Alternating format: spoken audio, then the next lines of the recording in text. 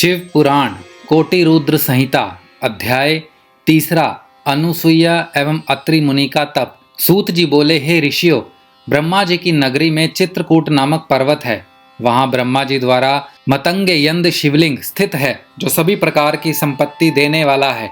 इसी प्रकार पूरे संसार में अनेक परम पावन शिवलिंग स्थापित हैं, जो मनोरथों को पूर्ण करने वाले तथा भोग मोक्ष प्रदान करने वाले हैं।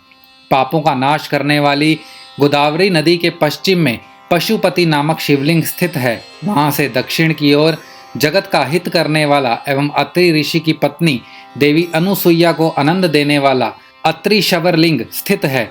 सूत जी की वाणी से अत्रि शवरलिंग व देवी अनुसुईया के बारे में सुनकर ऋषियों ने पूछा, हे सूत जी, इस अत्रि शवर शिवलिंग की उत्पत्ति कैसे हुई और इससे देवी अनुसुईया का क्या संबंध है?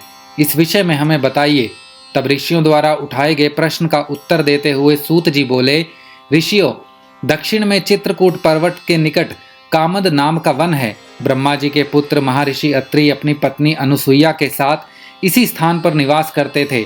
एक समय की बात है, उस वन में 100 वर्षों तक वर्षा नहीं हुई। अकाल पड़ गया। मनुष्य पानी और भोजन के लिए तरसने लगे। चारों ओर दुख ही दुख था। लोग अन्न जल के अभाव में मर रहे थे। यह स्थिति देखकर महर्षि अत्रि व देवी अनुसुईया बहुत व्याकुल हो गए। तब अनुसुईया ने अपने पति से कहा, स्वामी, मैं इन प्राणियों को इस दुख की स्थिति में नहीं देख सकती। कुछ प्रयत्न कीजिए ताकि इनके दुख दूर हो जाएं और प्रसन्नता छा जाए। अपनी पत्नी देवी अनुसुईया का निवेदन सुनकर महर्षि अत्रि पद्मासन में बैठ गए और भगवान शिव के चरणों का ध्यान करने लगे।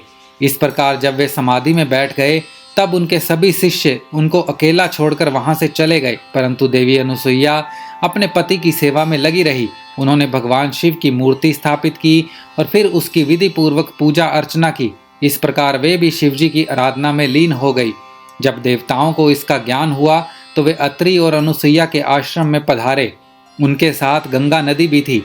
वे देवी अनुसुईया की प्रशंसा करते हुए बोले कि हमने देवी अनुसुईया जैसी भक्ति आज तक नहीं देखी, जो पति धर्म और भक्ति धर्म का एक साथ दृढ़ता से पालन कर रही हैं। निश्चय ही आप दोनों धन्य हैं।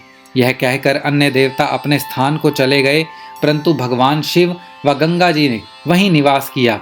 गंगा जी बोली कि देवी अनुसुईया का हित किए बिना मैं यहाँ से कहीं नहीं जाऊंगी। भगवान शिव अंश रूप में महर्षि अत्रि के आश्रम में रहे और कैलाश पर्वत पर चले गए। महर्षि अपनी तपस्या में पूर्व की भांति लगे रहे। इस प्रकार अकाल पड़ते पड़ते 54 वर्ष बीत गए।